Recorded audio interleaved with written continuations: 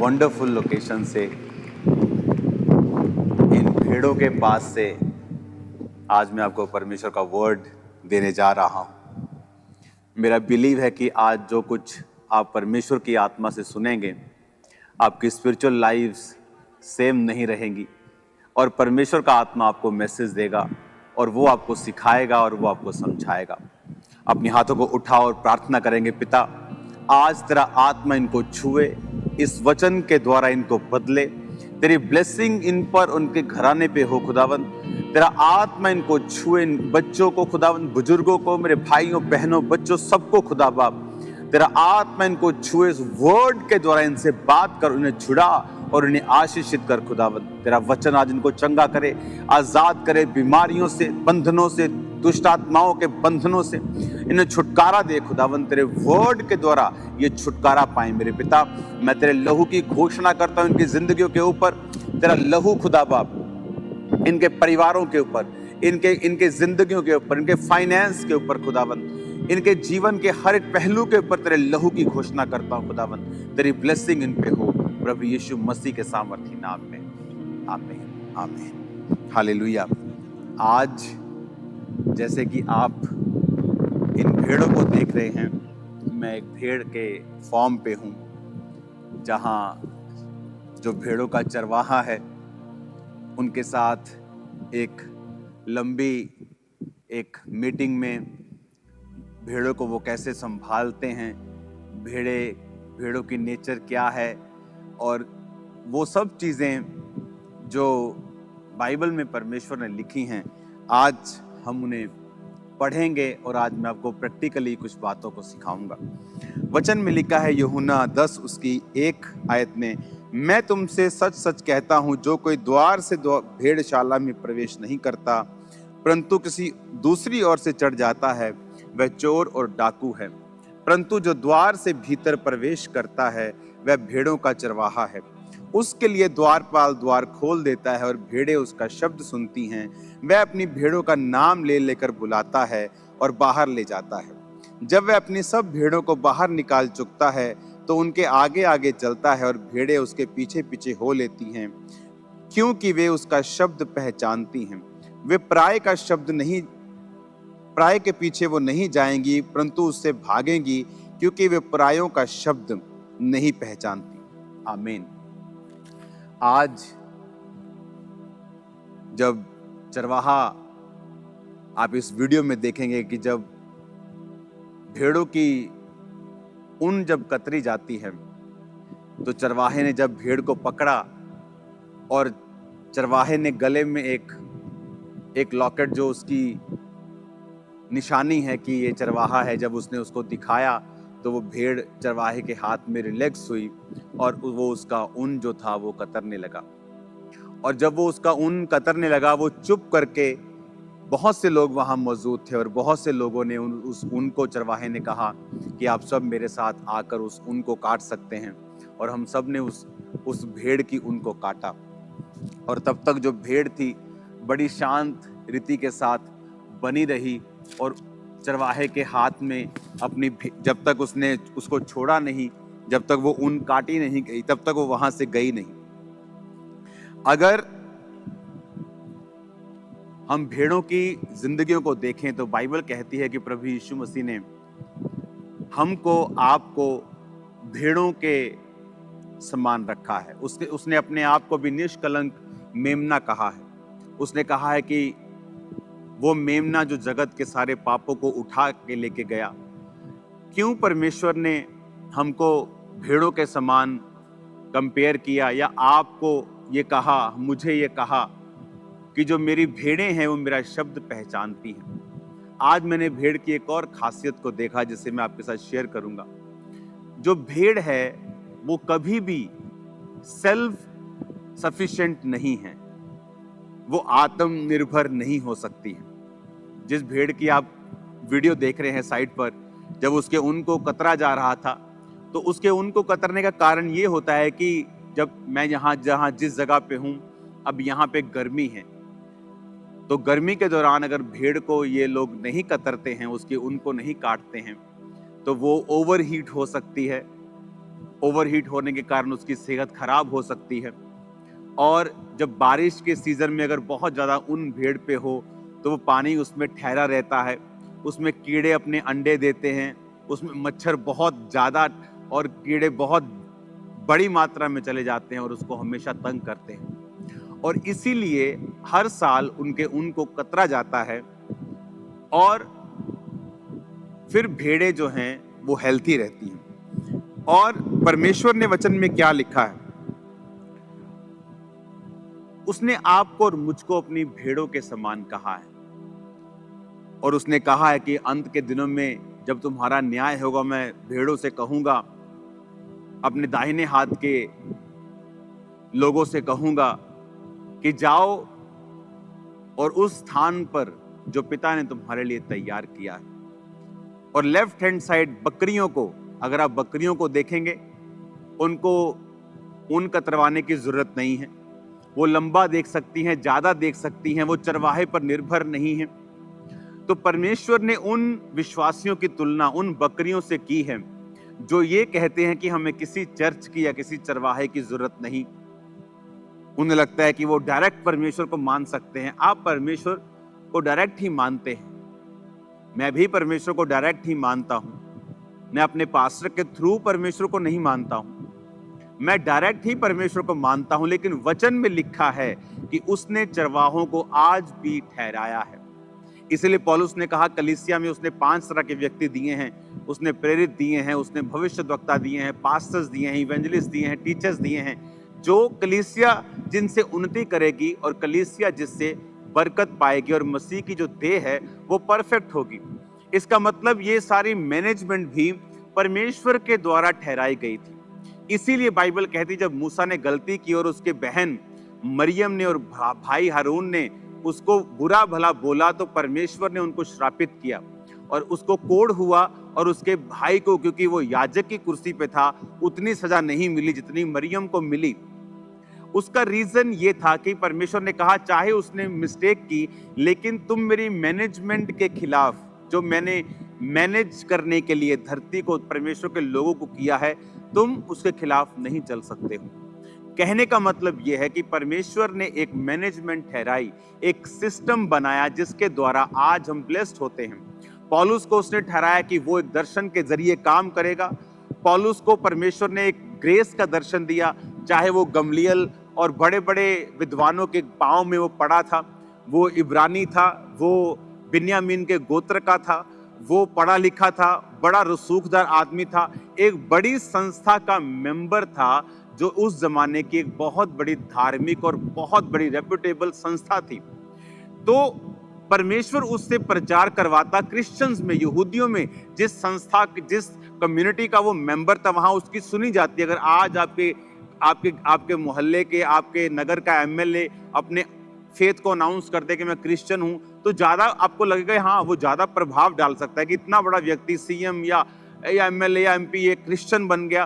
तो लेकिन परमेश्वर ने पौलुस से वो काम नहीं करवाया।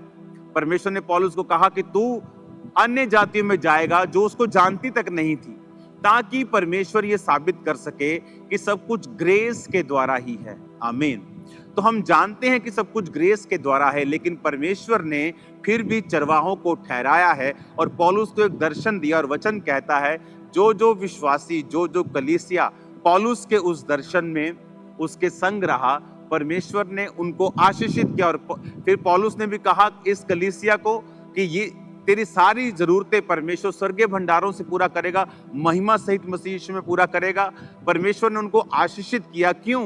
क्योंकि पौलुस जो था वो परमेश्वर के दर्शन में था। तो आज परमेश्वर ने, आप इमेजिन करो, परमेश्वर ने आपको भेड़ कहा, बकरी नहीं कहा। वचन कहता है कि तुम परमेश्वर के घरों में लगाए जाओगे, उसके आंगनों में फलोगे और फूलोगे। क्या है परमेश्वर के आंगन? वो उसके चर्च, वो उसके भवन, वो उसके स्थान, वो उसकी कलीसियाएं जो परमेश्वर ने बनाई और ठहराई हैं। आज आपको अपने पाप माफ करवाने के लिए पास्टर्स के पास जाने की जरूरत नहीं, याजकों के पास जाने की जरूरत नहीं। आपके पाप आप खुदा से प्रार्थना करें, वो माफ करता है।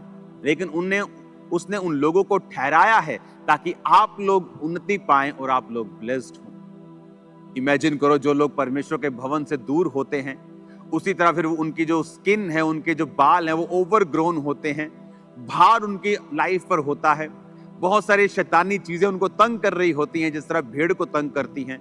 ओवर द टाइम वो उसके जान को नुकसान कर देती हैं। और यहाँ हमने आज देखा कि किस तरह से एक अच्छा चरवाहा जानता है कि भेड़ को अब उसको फ्री करने का समय है, अब उसको खिलाने का समय है, पिलाने का समय है। परमेश्वर भी हमारा अच्छा चरवाहा है। और आपने एक और चीज नोटिस की वीडियो में कि जब भेड़ अपनी ऊन को कतरवा रही थी तो वो बहुत शांति के साथ, बहुत ही सरेंडर मोड में वहां पे बैठी थी। वो बिल्कुल भी अपोज नहीं कर रही थी, वो बिल्कुल आराम से अपने चरवाहे के हाथ में थी।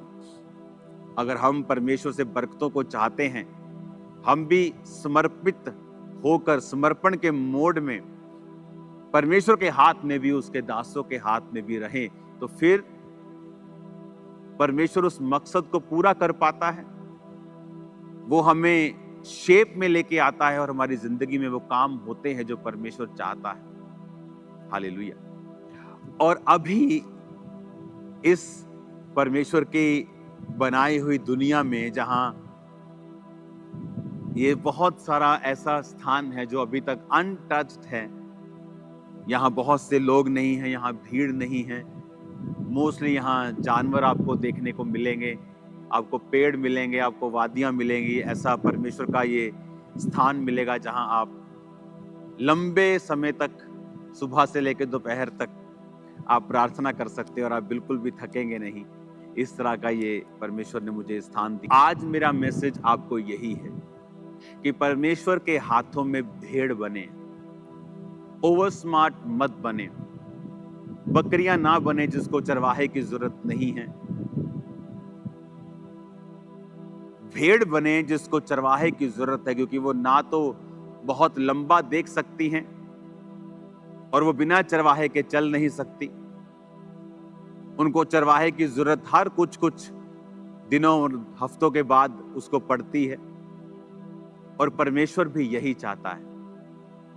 वो चाहता है याजक, सेवक लोग उसी तरह परमेश्वर के सामने समर्पित रहें, और वो ये चाहता है कि उसी तरह विश्वासी चर्चिस में अपने आप को समर्पित करें, अगर वो अपने जीवन में आशीष वाले दिन देखना चाहते हैं। तो आज जब पूरी दुनिया में मैं घूम रहा हूं, बहुत सारे विश्वासी आशीषित नहीं हैं क्योंकि वो अपनी चर्चिस के साथ समर्पण में नहीं जीते हैं। उनके लिए चर्चिस सिर्फ एक संडे जाने वाला एक काम है कि जहां वो एक संडे जाके 1 घंटे का सरमन सुनते हैं और एहसान करके कि परमेश्वर पे एहसान होकर वापिस चले जाते हैं। उनका उस चर्च के साथ कोई इमोशनल कनेक्शन नहीं है, वो सेवा के लिए समर्पित नहीं है, वो बीजों के लिए समर्पित नहीं, प्रार्थना के लिए समर्पित नहीं। और परमेश्वर ऐसा नहीं चाहता है। अगर आप चाहते हैं कि परमेश्वर आपको ब्लेस करे, आपका जीवन परमेश्वर के वचन और परमेश्वर के भवन और उसकी सेवकाई के आसपास ही जुड़ा होना चाहिए। आमीन। परमेश्वर ने कहा, मेरी भेड़ें मेरी आवाज को पहचानती हैं। उसकी भेड़, जब ये चरवाहा आज आवाज लगा रहा था भेड़ों को, तो भेड़ें दूर से ही आती थी। कुछ डॉग्स उसने रखे हुए थे, वो भी उसकी कमांड को समझते थे और सब काम अच्छी तरह से हो रहा है। आज हमें परमेश्वर के वचन को समझने की जरूरत है कि परमेश्वर हमारी लाइफ से क्या चाहता है। अगर हम पूरी तरह से समर्पित जीवन जीते हैं, हम शैतान के अटैक से बचे रहते हैं। अगर भेड़ समर्पण में ना हो, भाग जाए, भाग सकती है। ये जिस जगह हम खड़े हैं, आई थिंक यहाँ पे जो मोस्टली जो लैंड्स हैं जहाँ शीप चरती हैं और रहती हैं, ये 6-6 हजार एकड़, 7-7 हजार एकड़, हजारों की संख्या में अगर आप देखेंगे, दूर दूर तक आपको शीप्स दिखाई देंगी। सिर्फ यही नहीं, हर जगह के ऊपर आपको शीप्स दिखाई देंगी। अब यहाँ पे शीप अगर कोई भाग जाए कि 5000 एकड़ में भाग जाए, आप उसको पकड़ नहीं सकते। लेकिन नुकसान किसका है? शीप का, क्योंकि वो अपने ऊन को इतना ग्रो कर लेगी और जब गर्मी आएंगी, वो हीट में जब भागेगी तो उसको दिक्कत होगी और कई शीप्स मर जाती हैं और बीमार हो जाती हैं। और जो कीड़े हैं वो उनमें चले जाते हैं। बारिश के दिनों में पानी उनके अंदर ठहरने लग जाता है, क्योंकि वो सिर्फ सर्दियों के लिए उनके काम में आती है और गर्मियों में उन्हें कटवाना होता है। आप इमेजिन करो, परमेश्वर ने हमें शीप के साथ ही क्यों जोड़ा है। जब वो ये कहता है कि तुम अंगूरों की बेल हो, उसने हमें अंगूरों की बेल ही क्यों कहा है? क्योंकि अंगूरों की बेल अगर सड़ जाए, टूट जाए और फल ना लाए, तो उससे कोई बैट, बल्ला, थापी, बेलना कुछ नहीं बनता है। वो सिर्फ जलाने के ही काम आती है। उसने, आज सुबह में वर्ड पढ़ रहा था, उसने हमें नमक ही क्यों कहा है? तुम पृथ्वी के नमक हो, उसने क्यों कहा? उसने ये क्यों नहीं कहा कि तुम पृथ्वी के तरबूज हो, तुम पृथ्वी के केले हो, तुम पृथ्वी के आटा हो, तुम चावल हो? क्योंकि हर एक चीज जब खराब होती है तो वो खाद के काम आ सकती है। अगर कोई फूड खराब हो गया, वो एक खाद के रूप में परिवर्तित हो सकता है। लेकिन परमेश्वर ने कहा तुम पृथ्वी के नमक हो। नमक के बिना आप हजारों रुपया लगा दें, उसमें सब्जी में पनीर डाल दें, उसमें आप अच्छी अच्छी चीजें डाल दें, सब्जियां डाल दें, अच्छे अच्छे मसाले दुनिया भर के डाल दें, लेकिन अगर आपने नमक नहीं डाला, उस चीज का टेस्ट आपको नहीं आता। नमक के बिना सब चीजें बेस्वाद होंगी। लेकिन परमेश्वर ने कहा, जिस तरह तुम्हारी वैल्यू ज्यादा है जब तुम मुझ में बने रहोगे, और अगर तुम मुझ में बने नहीं रहोगे तो नमक जब खराब हो जाता है, वो खाद के रूप में भी काम नहीं आता कि चलो खेतों में डाल दो, खाद बन जाएगी। परमेश्वर ने कहा वो सिर्फ मनुष्यों के पैरों के नीचे रौंदा जाता है। आप जानते, परमेश्वर ने वचन में लिखा कि क्या वो व्यक्ति जिन पर शीलो का गुम्मट गिरा, क्या वो यरूशलेम में रहने वाले दूसरे लोगों से अधिक अपराधी थे? परमेश्वर ने कहा नहीं, वो अधिक अपराधी नहीं थे। यदि तुम भी मन ना फिराओगे तो इसी रीति से नाश होगे। आज परमेश्वर का वचन हमें सिखाता है कि हमें जो वर्ड कहता है कि भेड़ के समान समर्पण करते हुए अपने जीवन को परमेश्वर को देना, क्योंकि हम जानते हैं कि परमेश्वर के बिना हम कुछ नहीं कर सकते। हम भाग सकते हैं क्योंकि हमें अपना बिजनेस चलाना है, हम भाग सकते हैं क्योंकि हमें चर्च के काम करने हैं, लेकिन अगर हमने प्रार्थना नहीं की, अगर हम वचन में नहीं है, अगर हम फेथफुल नहीं है परमेश्वर के संग, तो एंड में वो सब कुछ व्यर्थ है और जीरो है। बाइबल क्या कहती?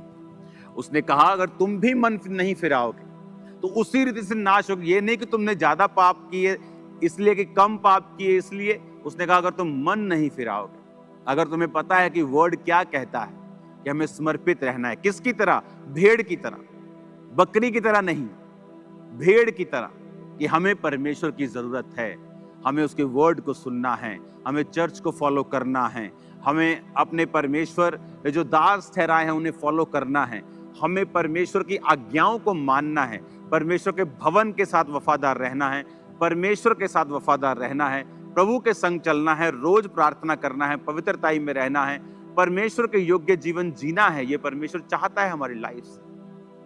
हालेलुया। आज इस जितने दुनिया में मैंने स्थान घूमे हैं, ये उनमें से टॉप 3 में मैं इसे रखता हूं कि मोस्ट ब्यूटीफुल प्लेसेस कहाँ हूं मैं। आपको मैं अगली बार अगले हफ्ते जरूर बताऊंगा मैं कहाँ हूँ, आकर बताऊंगा आपको, क्योंकि ये अगले संडे बड़ी मीटिंग होगी और उसके बाद पार्टनर मीटिंग आ रही है, आपको मालूम होना चाहिए। फिर बड़ी मीटिंग आ रही है, तो बहुत सा डिलीवरेंस वर्क वहां पे परमेश्वर का आत्मा करेगा और आप लोगों की लाइफ सेम ना होगी, जिंदगियां सेम नहीं होंगी।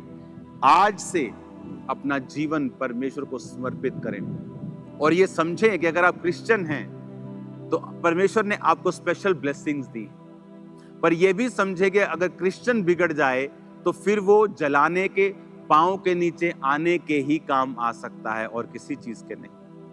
क्योंकि परमेश्वर ने कहा जो नहीं जानकर पाप करेगा वो थोड़ी मार खाएगा, जो जानबूझकर पाप करेगा वो ज्यादा मार खाएगा। अगर हम क्रिश्चियन हैं, वर्ड को समझते हैं कि अगर हम इस समर्पण में नहीं चलेंगे और भेड़ों के समान नहीं होंगे, तो फिर हम अपने ही उन अटैक्स का जो शैतान करेगा, उस हीट का जो उस ऊन के कारण आती है, जब भेड़ ऊन नहीं कतरवाती और भाग जाती है, तो उसका रीजन फिर हम खुद होंगे, क्योंकि चरवाहा उसी को कत सकता है, उसी की केयर कर सकता है जो उसके पास हो। हालेलुया। आज इस सुंदर और परमेश्वरीय स्थान के ऊपर से मैं आपके लिए प्रार्थना करता हूं और आपके लिए मांगता हूं कि परमेश्वर आपको समर्पित जीवन दें, आपको ब्लेस्ड जीवन दें। परमेश्वर आपको एक ऐसा जीवन दे जो अपने चरवाहे को, परमेश्वर को, जो हमारा स्वर्गीय चरवाहा है, स्वर्गीय पिता है, कि आप उन्हें खुश कर सके। आपकी लाइफ ऐसी होनी चाहिए, उससे भागे नहीं। आप चरवाहे से भागेंगे तो चरवाहे का नुकसान नहीं होगा। अगर आप चरवाहे से, पिता से भागेंगे तो आप ही अपने ऊपर एक भार पैदा कर रहे हैं। आप उनका भार पैदा कर रहे हैं जो एक दिन हीट पैदा करेगी, एक दिन बीमारी पैदा करेगी, पानी को इकट्ठा कर लेगी, बीमार कर देगी, मुश्किलें पैदा कर देगी। और परमेश्वर ये नहीं चाहता है। जब इस ऊन को मैंने काता, आप देखो वीडियो में, तो जब वो भेड़ वहां से गई तो वो बहुत हैप्पी थी, क्योंकि वो लाइट होके वहां से, लाइट वेट होके वहां से गई और वो खुश थी। जब हम परमेश्वर के प्रेजेंस में रहेंगे, उसके वर्ड को हम फॉलो करेंगे और जो परमेश्वर कहता है हम वो करेंगे, लाइफ कभी भी सेम नहीं होगी। आज हमें जरूरत है वर्ड पे चलने की, परमेश्वर की आत्मा की बात को सुनने की, अच्छी भेड़ के समान उसको फॉलो करने की। फिर जिंदगी कभी सेम ना होगी। इंसान अपने दुखों का कारण खुद ही है। परमेश्वर उसी की रक्षा करता है जो उसके बाड़े के अंदर है। अगर आप प्रभु से भागेंगे तो कुछ दिन आपको अच्छा लग सकता है, कुछ दिन फ्री महसूस हो सकता है कि ओ वाओ, मैं कितना फ्री हो गया हूं, कोई चरवाहा नहीं, कोई सीटी नहीं, कोई डॉगी नहीं मुझे तंग कर रहा, कोई मुझे लेने नहीं आ रहा, मैं फ्री हूं। लेकिन धीरे धीरे वो बोझ बनने लगता है। मैंने बहुत से लोगों को देखा, जब चर्च से या कहीं परमेश्वर की प्रेजेंस से भागते हैं तो कुछ दिन बहुत उनको एंजॉय लगता है, बहुत अच्छा लगता है, उनको फ्री हो गए, कोई टेंशन नहीं। लेकिन धीरे धीरे रियलिटी हिट करती है और तब वो पहले से अधिक दुखी और बीमार होकर फिर परमेश्वर के पास आते हैं। तो परमेश्वर ने कहा कि तुम क्यों अधिक मार खाना चाहते हो, आओ परमेश्वर के सामने समर्पित जीवन को जिए, ताकि परमेश्वर अपनी भेड़ों के समान हमें देखे। फिर वो आपको चरवाहा, ऐसा चरवाही करवाएगा, फिर आप बोलेंगे यहोवा मेरा चरवाहा है, मुझे घटी ना होगी। वो आपको हरी हरी चरगाहों पर लेके जाएगा, पानी भी देगा, जरूरतों को पूरा भी करेगा, आपको रक्षा भी देगा, सुरक्षा भी देगा, भेड़ियों से भी बचाएगा, वो आपको शैतान से भी बचाएगा और आपकी जिंदगी की जरूरतों को पूरा भी करेगा। अपने हाथों को उठाओ मेरे संग, हम एक प्रार्थना करेंगे। पिता, तेरा आत्मा इनको छुए खुदा बाप। जितनी अंधकार की शक्तियां इनकी जिंदगी में तेरे वचन के खिलाफ चलने से इन्हें खुदावन प्रेरित करती हैं और तेरे वचन पे चलने से रोकती हैं और समर्पित होने से रोकती हैं, इनकी जिंदगियों से यीशु मसीह नासरी के नाम से जाती रहे। आज जितने बीमार देख रहे खुदावन, तेरा आत्मा इन्हें छुए और सब प्रकार की बीमारी इनकी जिंदगी को छोड़ के जाए। सब प्रकार के रोगी, सब प्रकार के रोगी, सब प्रकार के रोगी जो हीलिंग हॉल में है, ऑनलाइन है, ब्रांचेस में है, चर्च में है, in the name of Jesus चंगे हो जाओ और आजाद हो जाओ और सब प्रकार की बीमारियां तुम्हें छोड़ के जाती रहे। मैं तुम्हें यीशु मसीह नासरी के नाम से आशीषित करता हूं। तुम्हारी जिंदगियों में परमेश्वर का आत्मा कार्य करे। राइट नाउ कमांड करता हूं, हर एक डेविल का आत्मा, गंदगी का, डिप्रेशन का, डिस्ट्रैक्शन का, पाप का, व्यभिचार का, चोरी का, तुम्हारी जिंदगी को छोड़ के जाए right now in the name of Jesus. प्रभु यीशु के सामर्थी नाम में वो सारी अंधकार की शक्तियां, वो तमाम दुष्ट आत्माएं तुम्हारी जिंदगी में कार्य करती हैं, तुम्हारी जिंदगी को छोड़ के जाती रहे। मैं आज तुम्हारे लिए भविष्यवाणी कर रहा हूं, मेरे पिता का आत्मा तुम्हें गाइड करेगा, और वो इतना अच्छी तरह से तुम्हें गाइड करेगा कि तुम्हारी जिंदगी आसान होगी। इन जीसस नेम मैं तुम्हारी जिंदगी को ब्लेस्ड घोषित करता हूं। तमाम अंधकार की शक्तियां, उनकी योजनाएं और टैग नाश करता हूं यीशु के नाम। अपनी हाथों को उठा के खुदा की आग को मांगो और बोलो, मेरे बिजनेस पे, जॉब पे, मेरी लाइफ पे खुदाबंद की आग उतरे, आग उतरे। Holi ghost, Holi ghost, Holi ghost, Holi ghost, Holi ghost, Holi ghost, Holi ghost, Holi ghost. इन जीसस नेम वो आग तुम्हारी जिंदगी पे उतरे राइट नाउ। वर्शिप टीम आप वर्शिप करेंगे और लोग कमांड करेंगे। अपनी बॉडी पे हाथ रख के आप बोलेंगे सब बीमारियों का नाम लेके कि वो आपकी लाइफ को छोड़ के जाती रहे, और कमांड करेंगे अपनी बॉडी को, वो मेरी बॉडी से हर एक दुष्ट आत्मा बीमारी कोई कब्जा ना कर सके और निकल जाए। कमांड करो इन the name of Jesus Christ. और मैं आपकी लाइफ में बरकत को आता हुआ देख रहा हूँ। मैं एक सिस्टर को देख रहा हूँ, माथे के अंदर एक डीप पेन उसके होती है और वो हील हो रही है राइट नाउ। जहां लोग बिंदी लगाते हैं सेम जगह के ऊपर, मैं आपकी लाइफ को हील होता हुआ देख रहा हूँ। इन्फेक्शंस को देख रहा हूँ, आईब्रोज के पास, फेस के ऊपर, कानों के पीछे, कानों के आगे आप हील हो रहे हैं right now in the name of Jesus. Pains को खत्म होते हुए देख रहा हूँ, रसौलियों को खत्म होते हुए देख रहा हूँ, पत्थरे को गायब होते हुए देख रहा हूँ। Mighty name of Jesus will heal. चंगे हो जाओ यीशु के नाम में, यीशु के नाम में चंगे हो जाओ, आजाद हो जाओ। मैं तुम्हें ब्लेस्ड घोषित करता हूँ, आशीषित घोषित करता हूँ। परमेश्वर का आत्मा तुम्हारी जिंदगी में बड़े कार्य करे, वो तुम्हें ऊंचाइयों पर लेके जाए, तुम्हारे फाइनेंशियल रास्ते साफ हों इन द नेम ऑफ जीसस। तुम्हारे घरों में जो बचा नहीं, जो सेफ नहीं, यीशु के नाम में वो बचाया जाए, यीशु के नाम में वो सेफ हो, बपतिस्मा ले, उद्धार पाए यीशु के सामर्थ्य नाम। अपने हाथों को उठाओ, thank you Jesus. Right now अपने हाथों को उठा के अगले 5 मिनट आप कमांड करेंगे और कहेंगे, शैतान का सारा काम मेरी जिंदगी से, फाइनेंस से, बच्चों से, लाइफ से, बॉडी, ब्लड से, हड्डियों से नाश हो, नाश हो इन the name of Jesus. Command करेंगे अगले 5 मिनट फुल फायर से इन